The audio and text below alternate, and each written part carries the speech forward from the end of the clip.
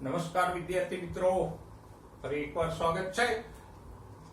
હવે આજે આપણે શરૂ કરવા જઈ રહ્યા છીએ પ્રકરણ નંબર 7, ઉદ્વિકાસ. ઉદ્વિકાસથી આમ તો આપણે પરિચિત છીએ ડાર્વિનના નામથી, લેમાર્કના નામથી, અને ઉદ્વિકાસ શું છે એ પણ પ્રાથમિક રીતે આપણે જાણીએ છીએ. ધોરણ 10 માં પણ તમે ઉદ્વિકાસનો પરિચય મેળવી ચૂક્યા છો, પણ અહીંયા આપણે એની થોડીક સવિસ્તાર ચર્ચા કરશું.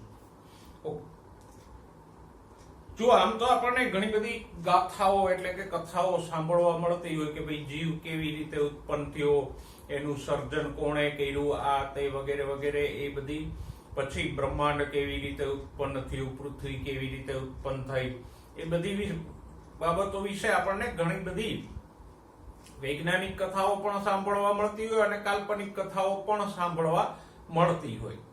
તો આપણે અહીંયા શરૂઆતથી ચર્ચા કરશું. ઉદ્વિકાસમાં આપણે બે ભાગો કરી શકીએ. એક તો જીવની ઉત્પત્તિ, અને બીજા ભાગમાં એ જે પહેલો પ્રાથમિક કક્ષાનો જીવ ઉત્પન્ન થયો એનો ઉદ્વિકાસ થઈને આજના સજીવો કેવી રીતે બન્યા એ. તો પ્રકરણમાં આપણે એ જ રીતે ભણશું. પહેલા આપણે જીવની ઉત્પત્તિ ભણશું અને પછી વાત કરશું ઉદ્વિકાસની. જો આમ તો બ્રહ્માંડ છે એ અનંત વિસ્તરેલું છે, અને એમાં આપણી પૃથ્વી છે એ કણ કે ટપકા જેવડી જ છે. એનું કોઈ કદની દ્રષ્ટિએ વિશેષ મહત્વ ન ગણી શકાય આપણી પૃથ્વીમાં. અને દૂર દૂર સુધી બ્રહ્માંડ ફેલાયેલું છે. એની અંદર અબજોની સંખ્યામાં તારાઓ પણ છે. અને તમે જાણો છો કે ઘણા બધા તારાઓ તો આપણાથી લાખો પ્રકાશ વર્ષ છેટે છે. અને એટલે જ આજે આપણે જે પ્રકાશ જોઈએ છીએ તારાનો, એ ક્યારનો હોય? વર્ષો પહેલાનો. ઉદાહરણ તરીકે એક તારો આપણાથી 100 પ્રકાશ વર્ષના અંતરે છે, તો આજે આપણે જે તારાને જોઈએ છીએ એ પ્રકાશ કયા સમય પહેલાનો છે? 100 વર્ષ પહેલાનો પ્રકાશ છે. ત્યાંથી એ પ્રકાશ ઉત્પન્ન થયો અને એને આપણી આંખ સુધી પહોંચતા 100 વર્ષ લાગ્યા. તો તારાઓ કે દૂરના પદાર્થો વિશે આજે આપણે જે કંઈ જાણીએ છીએ એ ખરેખર તો એનો ભૂતકાળ છે. પણ નજીકની વસ્તુઓ માટે એવું નથી બનતું. જે નજીકની વસ્તુઓ છે આપણને એ જ ક્ષણે દેખાય છે, કારણ કે એનું અંતર વધારે નથી. તો આમ બાહ્ય બ્રહ્માંડને આપણે જોઈએ છીએ, પૃથ્વીની બહારના દૂરના વિસ્તારોને, તો એ જે છે એ ભૂતકાળમાં ઉત્પન્ન થયેલો પ્રકાશ અને બનેલી ઘટનાઓ આજે આપણને વર્તમાનમાં દેખાય છે. પણ નજીકની વસ્તુઓ, આપણી આસપાસના સજીવોને આપણે જોઈએ તો એ બધા વર્તમાનમાં જ આપણને દેખાય છે. તો એ ચર્ચા તમે જાણો છો. હવે આપણું બ્રહ્માંડ, જીવની ઉત્પત્તિ ઉપર આવીએ તો બ્રહ્માંડ કેટલું જૂનું છે? તો કે 20 બિલિયન એટલે કે 20 અબજ વર્ષ જૂનું છે.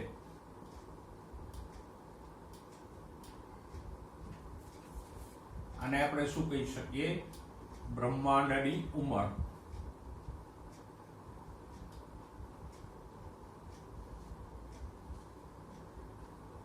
આપણા બ્રહ્માંડની ઉંમર કેટલી છે?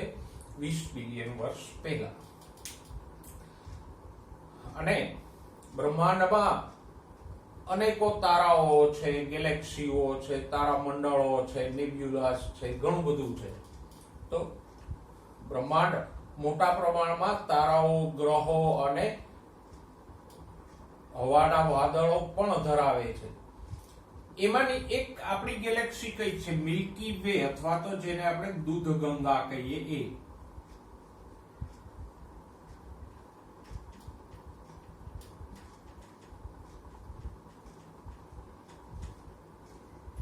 એ આપણી ગેલેક્સીનું નામ છે કે જેની અંદર આપણું સૌરમંડળ અને પૃથ્વી આવેલા છે. હવે બ્રહ્માંડ ઉત્પન્ન કેવી રીતે થયું? તો કે અધૂરા પુરાવાઓ છતાં પણ ઘણા બધા ખગોળશાસ્ત્રીઓ બ્રહ્માંડની ઉત્પત્તિ માટે બિગ બેંગ વાદને સ્વીકારે છે.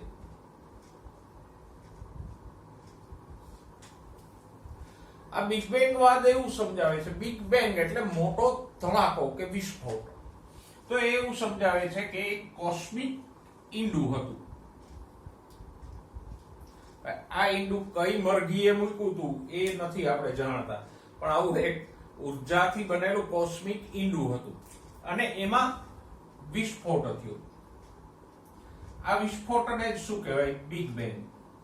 અને આ વિસ્ફોટને કારણે જે ઉર્જા હતી એ દ્રવ્યમાં રૂપાંતરિત થઈ અને પછી એ દ્રવ્યમાંથી ધૂળના કે વાયુના વાદળો બન્યા અને એમાંથી ધીમે ધીમે ધીમે તારાઓ, ગ્રહો એ બધું અસ્તિત્વમાં આવ્યું. તો બિગ બેંગ એટલે કે આ કોસ્મિક ઈંડાના વિસ્ફોટથી સમગ્ર બ્રહ્માંડ અને એના પદાર્થો અસ્તિત્વમાં આવ્યા. હવે બ્રહ્માંડ છે એ વિસ્ફોટને કારણે વિસ્તર્યું પણ ખરું અને આજે પણ બ્રહ્માંડ વિસ્તરતું જાય છે. જેમ જેમ બ્રહ્માંડ વિસ્તરણ પામ્યું એમ એમ તાપમાન પણ ઓછું થયું. તાપમાન ઓછું થયું તો જે ગેસિયસ વાયુરૂપ પદાર્થો હતા એ ધીમે ધીમે ઘન પદાર્થોમાં ફેરવાણા. જે વાયુના મોટા વાદળો હતા એમાં તારાભઠ્ઠીઓ શરૂ થઈ અને એ તારાઓ સ્વરૂપે પ્રકાશિત બન્યા. આવી બધી ઘટનાઓ બની. ધીમે ધીમે ધીમે અણુ પરમાણુઓ વચ્ચે ઉર્જાને કારણે સંયોજનો થવાને કારણે હાઇડ્રોજન અને હિલિયમ જેવા તત્વો અસ્તિત્વમાં આવ્યા. પછી એમાં પરમાણુઓના સંયોજનથી વધારે ભારે તત્વો અસ્તિત્વમાં આવતા ગયા. તો આપણે બ્રહ્માંડની પ્રાથમિક ચર્ચા કરી કે બ્રહ્માંડની ઉંમર કેટલી છે, 20 બિલિયન વર્ષ, અને કયા સિદ્ધાંતથી બ્રહ્માંડ અસ્તિત્વમાં આવ્યું, તો કે બિગ બેંગ સિદ્ધાંત કે વાદ આપણને બ્રહ્માંડની ઉત્પત્તિ સમજાવે.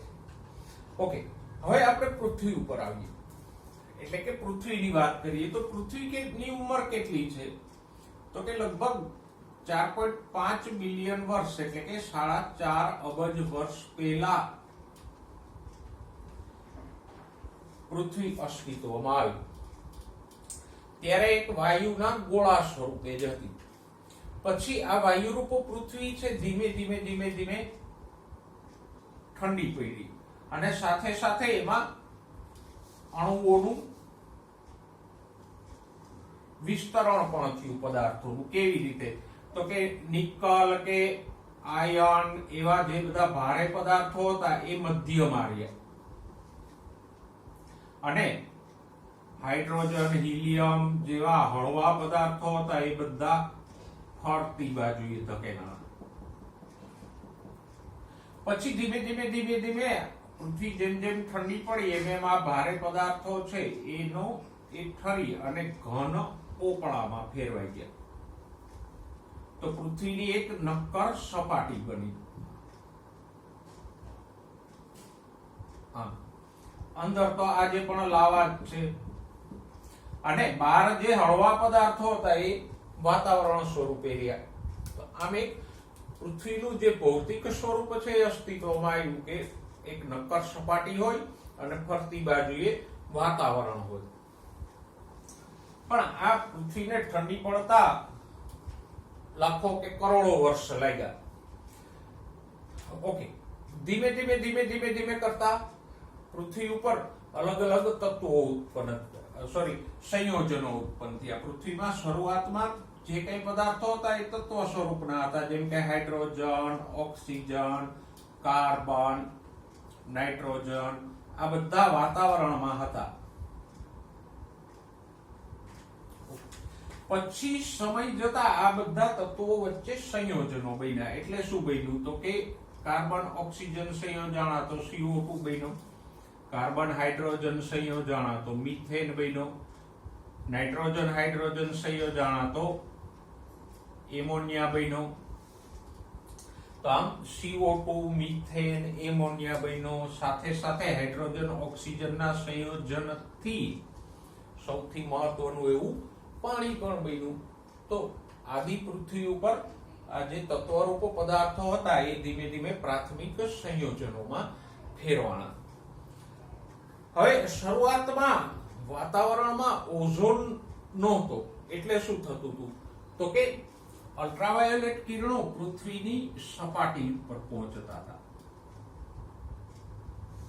અલ્ટ્રાવાયોલેટ કિરણો પૃથ્વીની સપાટી ઉપર પહોંચતા અને આપણે જાણીએ છીએ કે અલ્ટ્રાવાયોલેટ કિરણો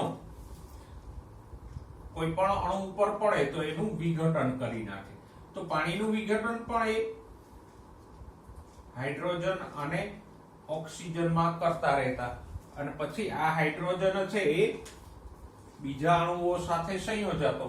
ફોર એક્ઝામ્પલ, નાઇટ્રોજન સાથે સંયોજાય તો એમોનિયા બને, કાર્બન સાથે આ હાઇડ્રોજન સંયોજાણો તો મિથેન બન્યો. તો આમ પ્રક્રિયાઓ ચાલુ રહી. અણુઓમાંથી, તત્વોમાંથી નવા અણુઓ બને, એનું વિઘટન થઈને વળી બીજા અણુઓ બનતા રહ્યા. તો અરસપરસ આ પ્રક્રિયા શરૂ રહી. જો ત્યારે તાપમાન ઊંચું હતું પ્લસ અલ્ટ્રાવાયોલેટ કિરણો આવતા, તો પ્રક્રિયા થવા માટેની ઉર્જા અણુઓને મળી રહેતી, એટલે આ બધી પ્રક્રિયાઓ ચાલુ રહી. ઓકે, આ બધી પ્રક્રિયાઓ થતી હતી દરમિયાનમાં પૃથ્વી વધારે ને વધારે ઠંડી પડતી હતી, કારણ કે સૂર્યથી દૂર આવી ચૂકી હતી. એટલે હવે ધીમે ધીમે ધીમે એ ઠંડી પડતી જતી હતી, અને ઠંડી પડી પૃથ્વી વધારે એટલે વરસાદ થયો. વરસાદ થવાનું કારણ તો કે પૃથ્વી ગરમ હતી, એનું તાપમાન 100 અંશ કરતા ઘણું વધારે હતું, એટલે જે કંઈ પાણી હતું એ બધું વરાળ સ્વરૂપે વાતાવરણમાં હતું. અને આટલું બધું પાણી પૃથ્વી ઉપર જે કંઈ છે બધું વરાળ સ્વરૂપે વાતાવરણમાં હોય તો વાતાવરણ વરાળથી સંતૃપ્ત થયેલું હોય, એટલે પૃથ્વીનું તાપમાન જેવું નીચે આવ્યું એટલે એ બધી વરાળ પાણી સ્વરૂપે વરસવા માંડી. અને આ પહેલો વરસાદ હજારો વર્ષ સુધી ચાલ્યો, અને આ વરસાદને કારણે વાતાવરણનું ઘણું બધું પાણી પૃથ્વીની સપાટી ઉપર વરસ્યું, અને સપાટી ઉપરથી વહેતું વહેતું વહેતું એ પૃથ્વીના નીચાણવાળા ભાગોમાં જમા થયું, અને એને કારણે પૃથ્વીના નીચાણવાળા વિસ્તારોમાં પાણીના ખાબોચિયાઓ બન્યા, અને પાણીના આ ખાબોચિયાઓને આજે આપણે શું કહીએ છીએ?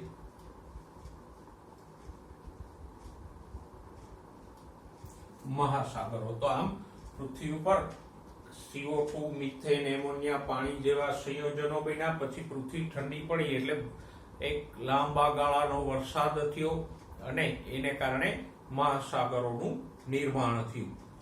તો પહેલી વખત આપણે જે જોઈએ છીએ આજે એવી ભૌતિક સ્વરૂપની પૃથ્વી અસ્તિત્વમાં આવી કે જેને વાતાવરણ હતું, વાતાવરણમાં CO2, હિલિયમ, એમોનિયા એવા બધા પદાર્થો હતા, હાઇડ્રોજન હતો, અને સપાટી ઉપર મહાસાગરોનું અસ્તિત્વ હતું. તો આમ આ બધી બાબતો અસ્તિત્વમાં આવી, અને પછી આ મહાસાગરોમાં પેલો જીવ અસ્તિત્વમાં આવ્યો. ક્યારે? તો કે આ બધી બાબતો થઈ એના 500 મિલિયન વર્ષ પછી, એટલે કે 4.5 બિલિયન વર્ષ પહેલા પૃથ્વી ઉત્પન્ન થઈ. એમાંથી 500 મિલિયન વર્ષ આ બધી પ્રક્રિયામાં ગયા, એટલે વધ્યા કેટલા? તો કે 4 બિલિયન વર્ષ, અથવા તો 4000 મિલિયન. 1 બિલિયન એટલે 1000, તો 4 બિલિયન એટલે કેટલા થયા? 4000 મિલિયન વર્ષો પહેલા એવી પરિસ્થિતિ બની કે જ્યાં મહાસાગરોની અંદર પહેલો જીવ અસ્તિત્વમાં આવ્યો. હવે આ પહેલો જીવ કેવી રીતે અસ્તિત્વમાં આવ્યો ને એને સમજાવતા વાદો કયા કયા છે એ આપણે જોઈએ. હવે આમ તો જીવની ઉત્પત્તિ સમજાવતા ઘણા બધા વાદો છે. પરાપૂર્વથી ઘણા બધા વાદો તત્વચિંતકો અને વૈજ્ઞાનિકોએ આપેલા છે. એમાંનો એક વાદ આપણે પહેલો લઈએ, એ છે પેન્સપર્મિયા.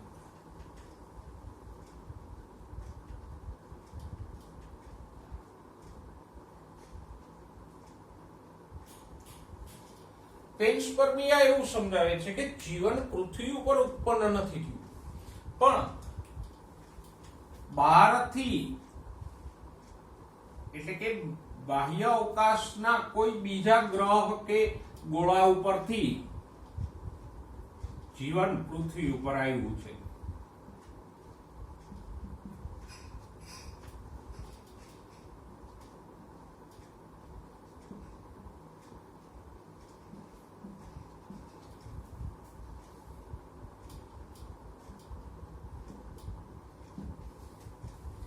આને શું કહેવાય? પેન્સપર્મિયા. વર્ષોથી ગ્રીક તત્વચિંતકો માને છે કે કોઈ ઉલ્કાપિંડ સાથે બીજા ગ્રહના સ્પોર એટલે બીજાણુઓ આપણી પૃથ્વી ઉપર આવ્યા અને પછી એને આગળનો વિકાસ કર્યો. એટલે કે જીવન પૃથ્વી ઉપર ઉત્પન્ન થયું નથી, પણ બહારથી ક્યાંયથી આયાત થયેલું છે. ઓકે, આજે પણ ઘણા બધા સંશોધકો અને ખગોળશાસ્ત્રીઓ એવું માને છે કે જીવ બીજા કોઈ ગ્રહ ઉપરથી પૃથ્વી ઉપર આવેલો છે, પણ હજુ સુધી એના કોઈ પુરાવાઓ આપણને મળ્યા નથી. ઉલ્કાઓ તો પૃથ્વી ઉપર ઘણી બધી આવતી રહેતી હોય, નાની મોટી, પણ એમાં ક્યાંય આપણને સજીવના અવશેષો મળ્યા નથી. તો આપણે આ વાતને સ્વીકારી ન શકીએ. પણ આ શબ્દને યાદ રાખજો કે પેન્સપર્મિયા એટલે શું? તો કે પૃથ્વી પર કોઈ બહારના ગ્રહમાંથી ઉલ્કા દ્વારા જીવન પૃથ્વી પર આવ્યું, એને કહેવાય, એ વાદને કહેવાય પેન્સપર્મિયા. અને ગ્રીક તત્વચિંતકો આને બહુ મજબૂત રીતે માનતા. બીજો એક વાદ છે સ્વયંસ્ફુરિત જનનવાદ.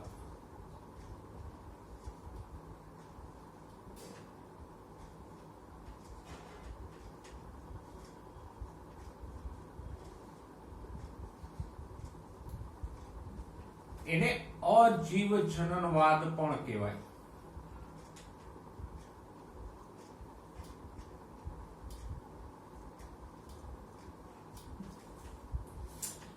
આ વાદ શું સમજાવે છે? તો અજૈવ એટલે નિર્જીવ. તો એવું સમજાવે છે કે નિર્જીવ પદાર્થમાંથી સજીવો ઉત્પન્ન થાય.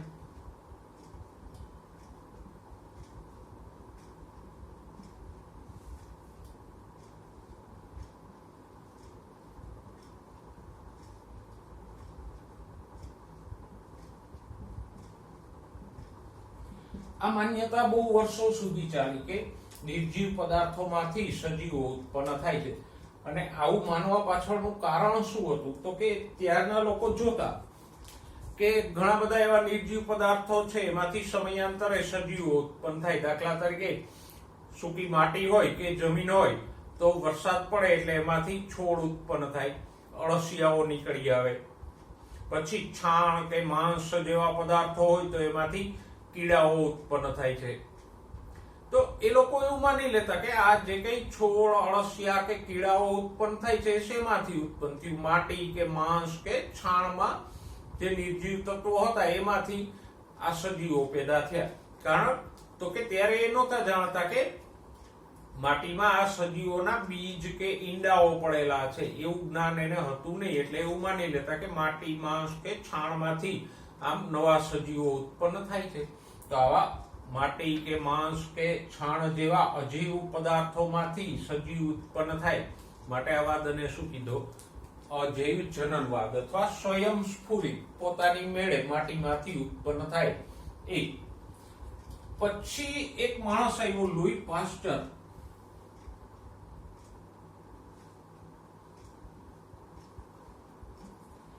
એને બખેડો કરી નાખ્યો. બખેડો એ કર્યો કે એને આ માન્યતાને ખોટી સાબિત કરી દીધી. જો એમને હાલવા દીધી હોત તો આખું ચેપ્ટર આપણે ન ભણવું પડે.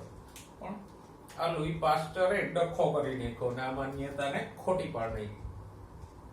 કેવી રીતે?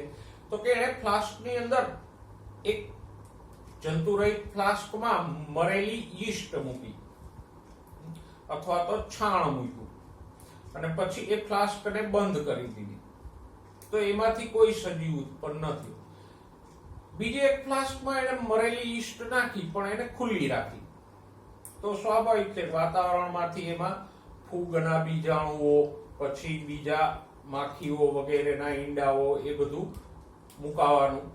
તો એ જે ખુલ્લી ફ્લાસ્કમાં મૃત યીસ્ટ હતી એમાંથી કીડાઓ ઉત્પન્ન થયા અને ફૂગ પણ ઉત્પન્ન થઈ. તો આમ પાસ્ચરે સાબિત કર્યું કે કોઈ નિર્જીવ પદાર્થમાંથી સજીવ ઉત્પન્ન થતો નથી, પણ એની અંદર એના બીજાણુઓ કે ઈંડાઓ કે બીજ હોય તો એ નિર્જીવમાંથી સજીવ ઉત્પન્ન થાય. એટલે આ વાદને હંમેશ માટે અવગણવામાં આવ્યું, એટલે કે અમાન્ય ગણી દેવામાં આવ્યું. જીવની ઉત્પત્તિ વિશે બીજા પણ ઘણા બધા વાદો છે, જેમ કે વિશિષ્ટ સર્જનવાદ, કે કોઈ ઈશ્વરીય શક્તિએ આ બધી સૃષ્ટિનું અને સજીવોનું નિર્માણ કર્યું છે, બરાબર. પછી એવી પણ માન્યતાઓ હતી કે જીવ છે એ અનાદિ અને અનંત છે, કે એ સજીવો ઉત્પન્ન થયા ત્યારે આવા જ બધા હતા, મનુષ્ય સહિતના, અને ભવિષ્યમાં પણ આમ નામ જ રહેશે, એમાં કોઈ ફેરફાર થશે નહીં. તો આવી બધી માન્યતાઓ સમયાંતરે પ્રચલિત રહી. પણ એક જે થોડો ઘણો વૈજ્ઞાનિક તર્ક સંગત સિદ્ધાંત હોય તો એ છે ઓપેરિન-હાલ્ડેન સિદ્ધાંત. જીવની ઉત્પત્તિ સમજાવતો વૈજ્ઞાનિક ઢબનો કોઈ સિદ્ધાંત હોય તો એ કયો છે ઓપેરિન-હાલ્ડેન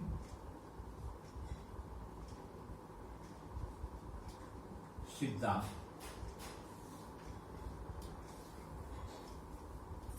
રશિયન વૈજ્ઞાનિક હતો ઓપેરિન.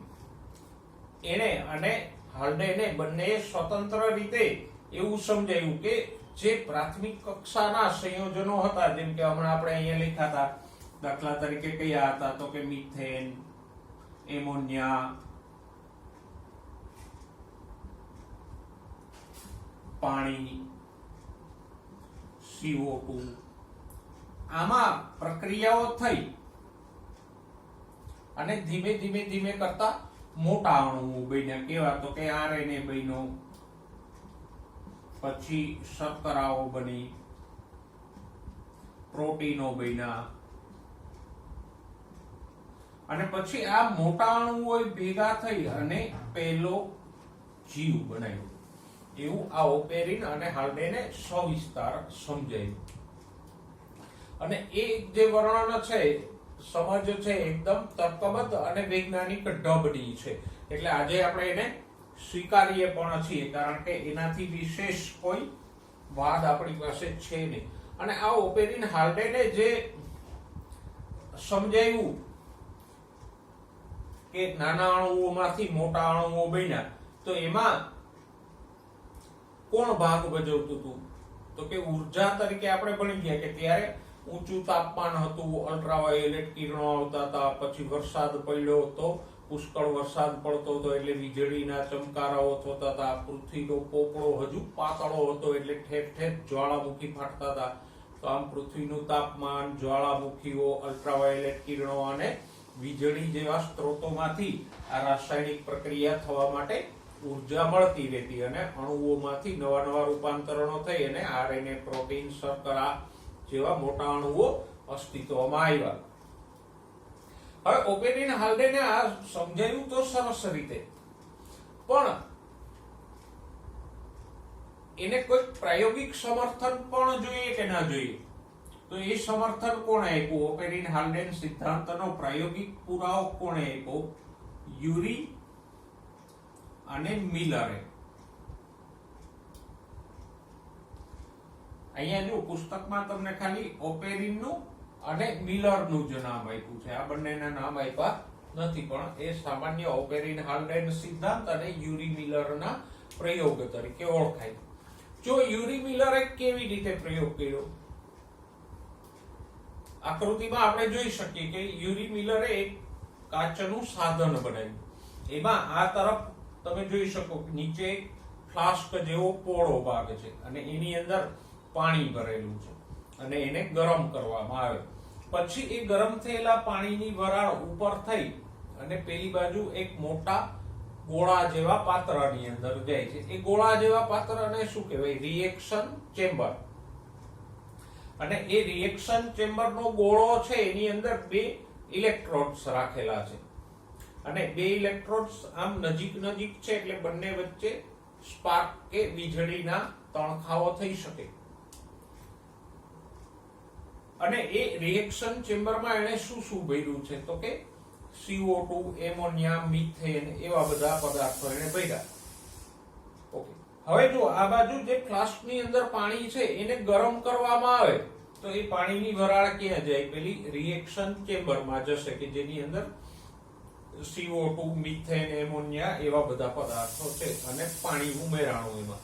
ઓકે, એની અંદર સ્પાર્ક પણ થાય છે. તો એ ઇલેક્ટ્રોન વચ્ચે જે વીજના ચમકારા થાય છે એ શું થયું?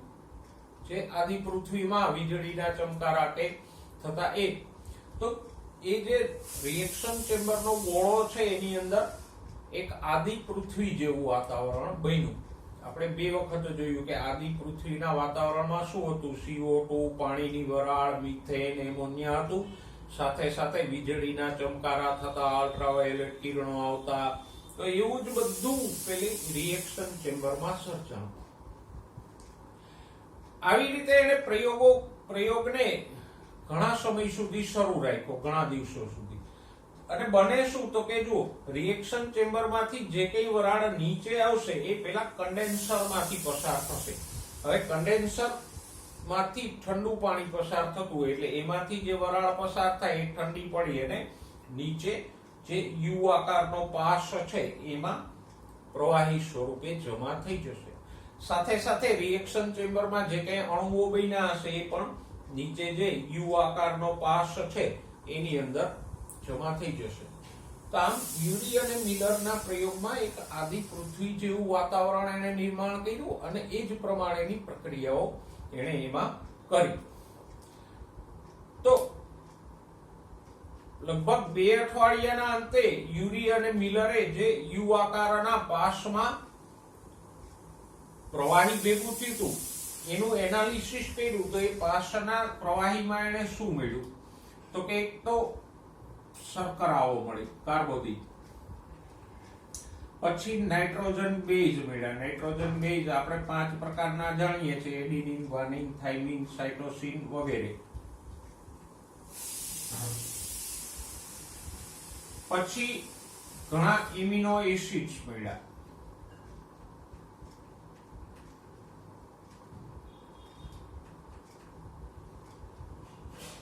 એમિનો એસિડ છે એ પ્રોટીનનો એક ઘટક છે, અથવા તો એમ કે પ્રોટીનનો એકમ છે. રંજક દ્રવ્યો મળ્યા.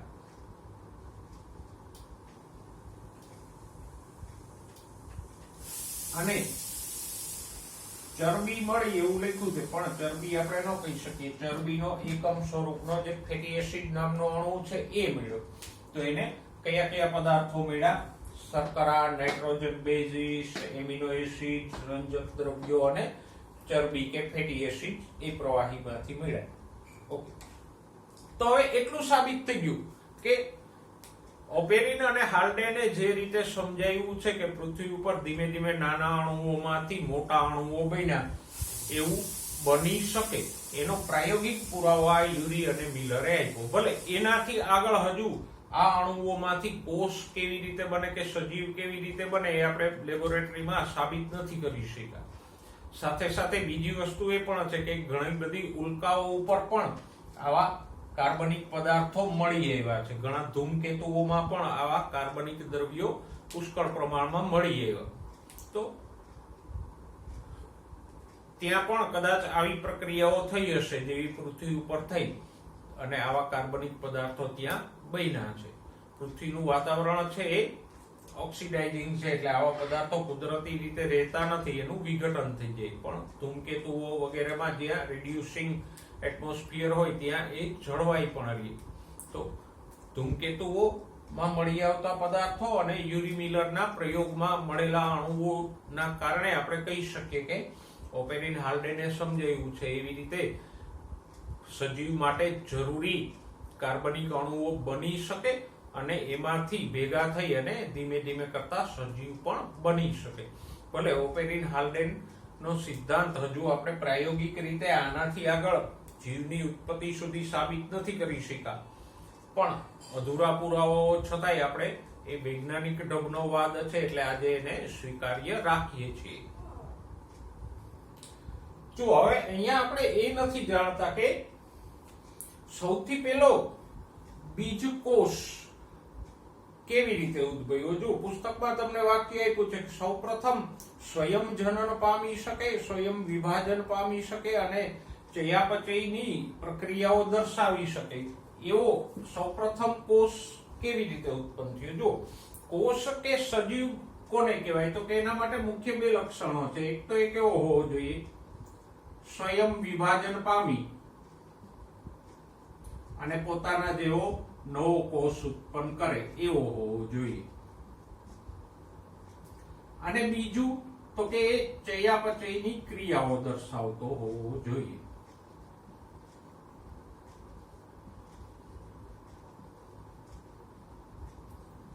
તો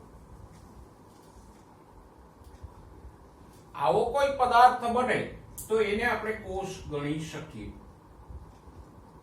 પણ આવો પહેલો કોષ ક્યારે અસ્તિત્વમાં આવ્યો એ આપણે નથી જાણતા. હા, ઓપેરિન, હાલ્ડેન, યુરી મિલર પછીના વૈજ્ઞાનિકો પ્રાયોગિક રીતે એક અણુ બનાવવામાં સક્ષમ થયા, જેને કહીશું આપણે કોએ સર્વેટ્સ.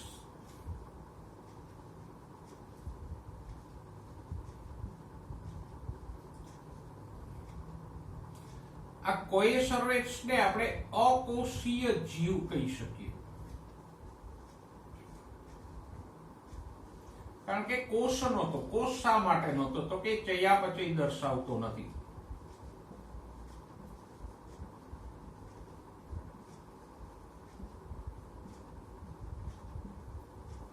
પણ તો પછી એને જીવ શું કામ એને કીધો? તો કે એમાં જીવનું એક લક્ષણ હતું, એ વિભાજન પામે છે.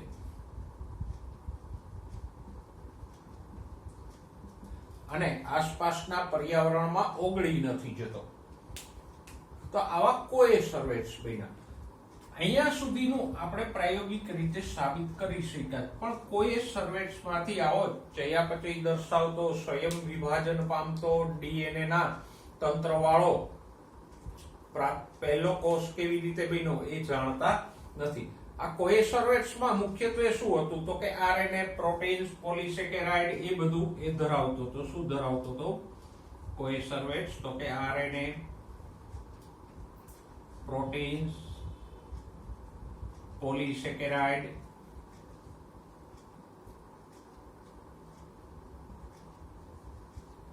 એ ઉપરાંત એની ફરતે લિપિડનું આવરણ પણ હતું. તો એક પ્રાથમિક કોષ જેવું સંગઠન એનું હતું.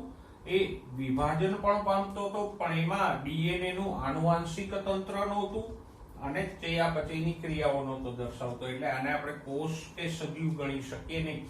તો આટલે સુધીનું આપણે સાબિત કરી ચૂક્યા છે. પણ આમાંથી પહેલો કોષ કેવી રીતે બન્યો એ આજ સુધી આપણે સાબિત કરી શક્યા નથી. પણ છતાંય મેં કીધું એમ ઓપેરિન હાલ્ડેન સિદ્ધાંત એ વૈજ્ઞાનિક ઢબનો છે અને વૈજ્ઞાનિક ઢબે આપણને જીવની ઉત્પત્તિ સમજાવે છે. એને યુરી મિલર વગેરેના પ્રયોગોથી આંશિક રીતે પ્રાયોગિક પુરાવાઓ પણ મળેલા છે.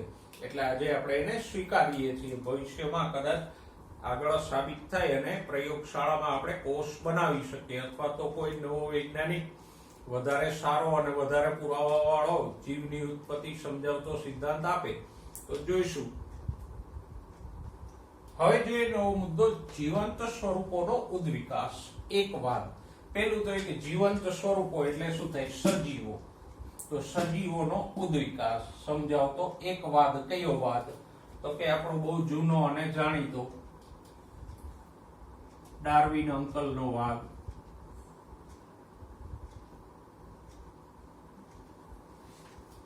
એટલે કે મુદ્દામાં આપણે ડાર્વિન વાદ ભણશું. પણ ડાર્વિન વાદ ભણતા પહેલા એક જીવની ઉત્પત્તિ સંબંધિત એક વાદ જે નષ્ટ થઈ ગયો છે એની વાત કરીએ. વિશિષ્ટ સર્જનવાદ. જેમ આપણે હમણાં થોડી વાર પહેલા પેન્સપર્મિયા અને સ્વયંસ્ફુરિત જનનવાદની વાત કરી, એવી જ એક માન્યતા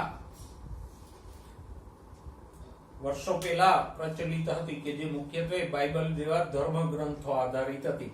કે વિશિષ્ટ સર્જનવાદ એટલે ટૂંકમાં કહીએ તો આ બધે સજીવોનું ની ઉત્પત્તિ કોઈ ઈશ્વરીય શક્તિએ કરેલી છે, એને કહેવાય વિશિષ્ટ સર્જનવાદ.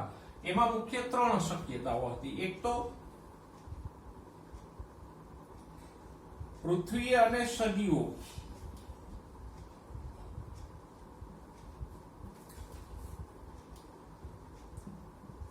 આ જ સ્વરૂપોમાં, એટલે કે આજે આપણે જોઈએ છીએ એ સ્વરૂપોમાં જ ઉત્પન્ન થયા છે.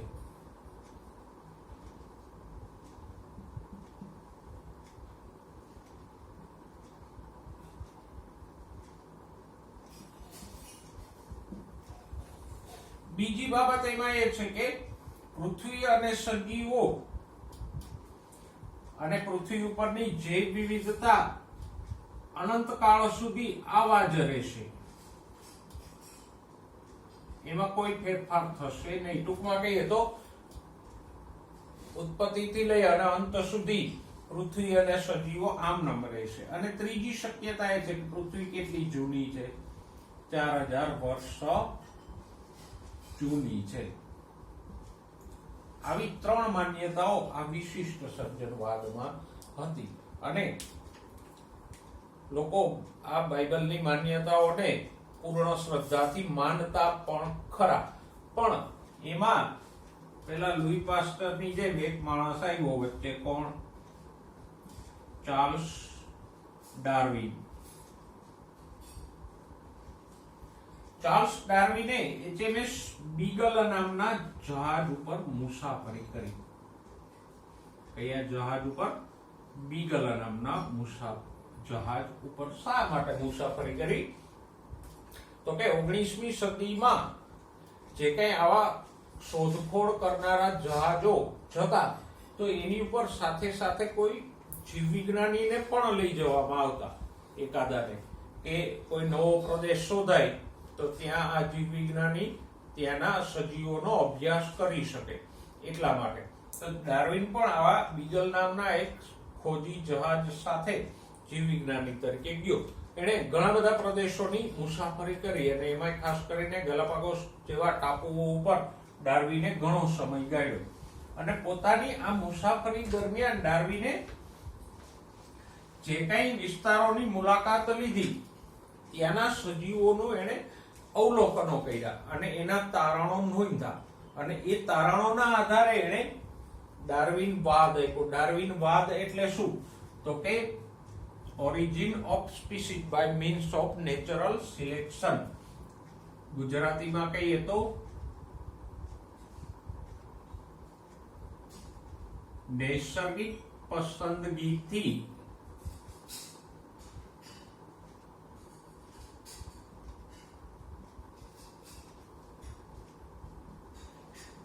જાતિ નિર્માણ. એટલે કે નવી જાતિઓ કેવી રીતે ઉત્પન્ન થાય છે સજીવોની?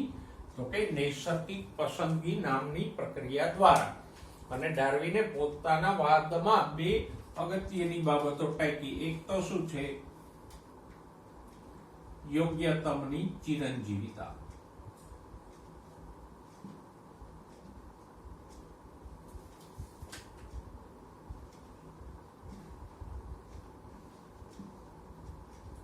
અને બીજી બાબત એમાં છે નૈસર્ગિક પસંદગી.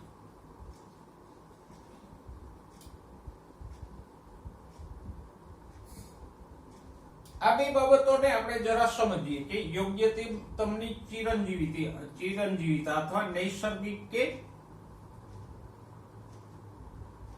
પ્રાકૃતિક પસંદગી કોને કહેવાય?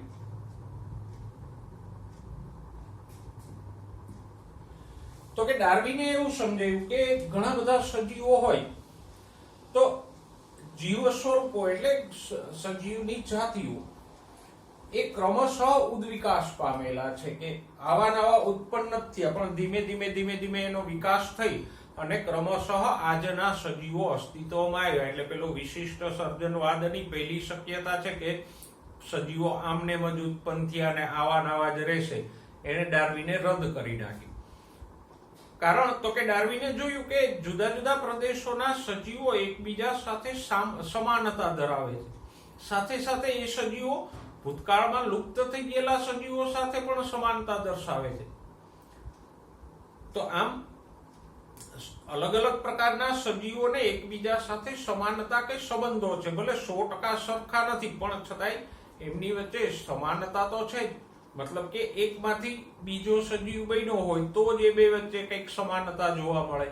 તો આમ આ જે અલગ અલગ પ્રકારના સજીવો અને અલગ અલગ પ્રદેશના સજીવો વચ્ચે ડાર્વિને જે સમાન લક્ષણો અને સમાનતાઓ જોઈ એની ઉપરથી ડાર્વિને એવું તારણ કાઢ્યું કે સજીવો આમ એકમાંથી બીજામાંથી ત્રીજા સ્વરૂપો કે જાતિઓ ક્રમશઃ ઉત્પન્ન થઈ હોય તો જ આવું શક્ય બને, બધા વચ્ચે સમાનતા જોવા મળે. અને એ જે આખી પ્રક્રિયા છે કે એકમાંથી બીજો સજીવ ઉત્પન્ન થાય એને ડાર્વિને આ પોતાના નૈસર્ગિક કે પ્રાકૃતિક પસંદગી દ્વારા જાતિ નિર્માણના વાદથી સમજાવી. પહેલા આપણે એમાં જોઈએ યોગ્યતમની ચિરંજીવિતા.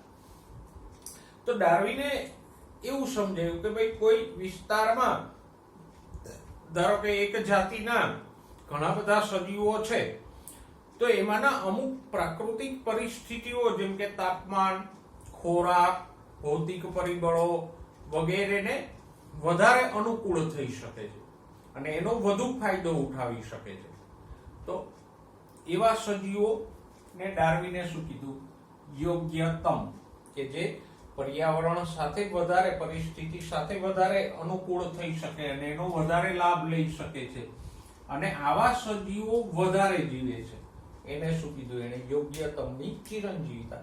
ફોર એક્ઝામ્પલ, માર્કેટમાં અલગ અલગ પ્રકારની પ્રોડક્ટ્સ હોય, જેમ કે મોબાઈલ્સ આવે છે જુદા જુદા પ્રકારના, તો દરેક મોબાઈલના ફીચર્સ જુદા જુદા હોય, ફંક્શન જુદા જુદા હોય. તો એમાંના એવા મોબાઈલો કે જે ગ્રાહકને વધારે અનુકૂળ થાય કે યોગ્ય થઈ શકે છે, એ ચિરંજીવી રહેશે, એટલે કે માર્કેટમાં ટકશે. તો એમ ડાર્વિને પણ કંઈક એ જ પ્રકારે સમજાયું કે સજીવો છે એમાંના અમુક સજીવો પોતાના ફેરફારવાળા લક્ષણોને કારણે પર્યાવરણ સાથે વધારે અનુકૂળ થઈ શકે છે, પર્યાવરણનો વધારે લાભ લઈ શકે છે અને લાંબુ જીવે છે. તો એ બાબતને એણે શું કીધું? યોગ્યતમની ચિરંજીવિતા. બીજા જે સજીવો અનુકૂળ નથી થઈ શકતા એ અયોગ્ય છે અને એનો વહેલો મોડો નાશ થઈ જાય છે, એ લાંબુ ટકી પણ નથી શકતા. જે મોબાઈલમાં પણ ઘણા બધા મોબાઈલ જે ગ્રાહકોને અનુકૂળ નથી થઈ શકતા, તો એનો માર્કેટમાંથી નાશ થઈ જાય છે. તો કંઈક એવી જ રીતે ડાર્વિને યોગ્યતમની ચિરંજીવિતા સમજાવી. અને આ જે યોગ્યતમ સજીવો ટકી ગયા એને ડાર્વિને શું કીધું? પ્રાકૃતિક પસંદગી કે નૈસર્ગિક પસંદગી. એટલે ટૂંકમાં કહીએ તો જે સજીવો પર્યાવરણને યોગ્ય થાય છે, અનુકૂળ થાય છે, એ પ્રાકૃતિક પસંદગી પામે છે અને ચિરંજીવી રહે છે. જેમ કે જે મોબાઈલો ગ્રાહકોને અનુકૂળ થાય છે એ ગ્રાહકોની પસંદગી પામે છે અને માર્કેટમાં ચિરંજીવી રૂપે ટકી રહે છે. જે પર્યાવરણને અનુકૂળ નથી થઈ શકતા એવા સજીવો નાશ પામી જાય છે. તો આમ જે નાશ પામ્યા અને અનુકૂળ થયા એ બંને વચ્ચે લક્ષણોનો કંઈક તો તફાવત હોય ને, તો એ ટકી રહે. બધે બધા 100% સરખા હોય તો કોઈ ટકશે ને કોઈ નાશ પામશે એવું નહીં બને. કાં તો બધા ટકી રહેશે, બધા નાશ પામશે. જેમ કે બજારમાં બધા જ મોબાઈલ સરખા હોય તો કોઈ બંધ થઈ જશે ને કોઈ વધુ વેચાશે એવું નહીં બને. મોબાઈલોમાં આવી પસંદગી શા માટે છે? તો કે બધાના લક્ષણો કે ફીચર્સ જુદા જુદા છે માટે. એમ સજીવોમાં પણ થોડી થોડી ભિન્નતાઓ કે તફાવતો હતા, તો એમાંની જે ભિન્નતાઓ વધારે લાભદાયક હતી એ યોગ્ય સાબિત થયા અને એ પ્રાકૃતિક પસંદગી પામી અને ચિરંજીવી બન્યા. જેની પાસે આવી લાભકારક ભિન્નતાઓ કે લાભકારક લક્ષણો નહોતા એ નાશ પામી ગયા. ઓકે, પછી જેમ સેમ વસ્તુ મોબાઈલમાં બને છે એવી જ રીતે કે મોબાઈલમાં શરૂઆતમાં પેલા કીપેડ વાળા આવતા, પછી એમાંના અમુક ટકા, અમુક નાશ પામી ગયા. પછી એમાં સુધારો થયો, થોડા પેલા ટચ સ્ક્રીન વાળા આવ્યા તો સ્વરૂપ બદલાણું ને. ટચ સ્ક્રીન વાળામાં પણ જે સારા હતા એ ટકા, બીજા નાશ પામી ગયા. પછી એન્ડ્રોઈડ પ્રકારના આવ્યા. તો જેમ દરેક તબક્કે લક્ષણોમાં ફેરફારો આવતા ગયા અને વધુ સારા લક્ષણો વાળા ટકતા ગયા, એમ સજીવોમાં પણ ધીમે ધીમે કરતા નવા નવા લક્ષણો આવતા ગયા અને સારા લક્ષણો વાળા સજીવો યોગ્યતમ સાબિત થયા અને નૈસર્ગિક પસંદગી પામી અને ચિરંજીવી બન્યા. જે નબળા લક્ષણો વાળા હતા એનો ત્યાં જ નાશ થઈ ગયો. તો આ રીતે ડાર્વિને સૌથી પહેલા સમજાયું કે સજીવો આમને પૃથ્વી ઉપર ઉત્પન્ન નથી થયા આવા ને આવા, પણ આમ ધીમે કરતા વિકાસ પામીને ઉત્પન્ન થયા છે. અને આજના સજીવો કોઈ પ્રાથમિક કક્ષાના સજીવોમાંથી આમ નૈસર્ગિક પસંદગી દ્વારા ફેરફારો પામી અને અસ્તિત્વમાં આવ્યા છે. તો ડાર્વિને સૌથી પહેલા આ ઉદ્વિકાસનો વાદ સમજે. ડાર્વિનની સાથે સાથે ડાર્વિને યોગ્યતા એટલે શું કીધું? તો કે ડાર્વિને યોગ્યતાની વ્યાખ્યા થોડીક સંકુચિત કરી. કઈ? પ્રજનનની યોગ્યતા, જેનામાં વધુ પ્રજનન કરવાની ક્ષમતા હોય ને વધુ બચ્ચા પેદા કરવાની ક્ષમતા હોય એને ડાર્વિને યોગ્ય ગણ્યા. પણ વધારે પ્રજનન ક્ષમતા ક્યારે આવે? જો બીજી બધી બાબતોમાં સજીવ યોગ્ય હોય તો જ પ્રજનન ક્ષમતા પણ વધશે. તો ઓકે, હવે ડાર્વિનની સાથે સાથે બીજા એક વૈજ્ઞાનિકને પણ યાદ કરી લે, આલ્ફ્રેડ વાલેસ. એમ કહી શકાય કે ડાર્વિનનું જે મંતવ્ય છે એ આ આલ્ફ્રેડ વાલેસના મંતવ્ય ઉપરથી પ્રેરિત હતું. જેમ ઓપેરિન હાલ્ડેનનો સિદ્ધાંત છે, હેકેલ નામના એક વૈજ્ઞાનિકના મંતવ્યથી પ્રેરિત હતો, એમ આ આલ્ફ્રેડ વાલેસે મલય આર્કિપેલાગો નામના પ્રદેશમાં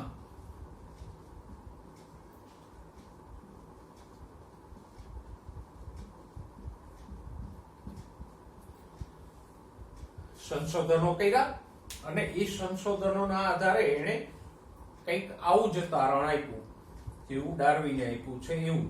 અને પછી ડાર્વિને એ તારણને ધ્યાનમાં લઈ પોતાના અભ્યાસ અને પોતાના અવલોકનો દ્વારા એક વિસ્તૃત અને સરસ મજાનો ઉદ્વિકાસને સમજાવતો સિદ્ધાંત આપ્યો. એટલે જે વિશિષ્ટ સર્જનવાદ હતો એની ત્રણેય શક્યતાઓ નષ્ટ થઈ ગઈ. કે પહેલી તો સજીવો આવા નવા જ ઉત્પન્ન થયા છે નહીં, ફેરફારો પામીને અસ્તિત્વમાં આવ્યા છે, આવા નવા રહેશે તો કે નહીં, આગળ પણ એમાં ફેરફારો થશે. અને પૃથ્વી 4000 વર્ષ જૂની નથી પણ 4.5 બિલિયન વર્ષ જૂની છે. એ બધું સાબિત થયું અને પૃથ્વીનું આયુષ્ય આટલું બધું લાંબુ છે તો આ ફેરફારો અને ઉદ્વિકાસ શક્ય બને. જો 4000 વર્ષનું આયુષ્ય હોય તો આ ઉદ્વિકાસીય ફેરફારો માટે એ સમયગાળો ટૂંકો સાબિત થાય. પણ પૃથ્વી તો આપણે જાણીએ છીએ 4.5 બિલિયન વર્ષ જૂની છે અને એમાં પ્રકલ્પી યુગો એટલે કે એપોક્સ, પછી યુગો, એરાઓ વગેરે ઘણા બધા ખંડો આવી ગયા. જેમ આપણા પુરાણોમાં સતયુગ ને દ્વાપર યુગ ને ત્રેતા યુગ ને કલિયુગ ને એવા યુગ છે, એમ પૃથ્વીના ઇતિહાસમાં ભૂગોળશાસ્ત્રની દ્રષ્ટિએ પણ આવા યુગો છે. જેમ કે એક યુગનું નામ તમે સાંભળ્યું છે, જ્યુરાસિક યુગ. તો આવા પ્રકલ્પો ને યુગો કે કલ્પો એવા બધા સમયખંડો દરમિયાન ઉદ્વિકાસ થયો છે. કેવી રીતે થયો છે એની ચર્ચા આપણે આગળના લેક્ચરોમાં કરશું. આટલું આપણે સમજ્યા એને બરાબર યાદ રાખજો અને નેક્સ્ટ ટાઈમ ફરીવાર મળીશું. ત્યાં સુધી સ્વસ્થ રહો, મસ્ત રહો અને ભણવામાં વ્યસ્ત રહો.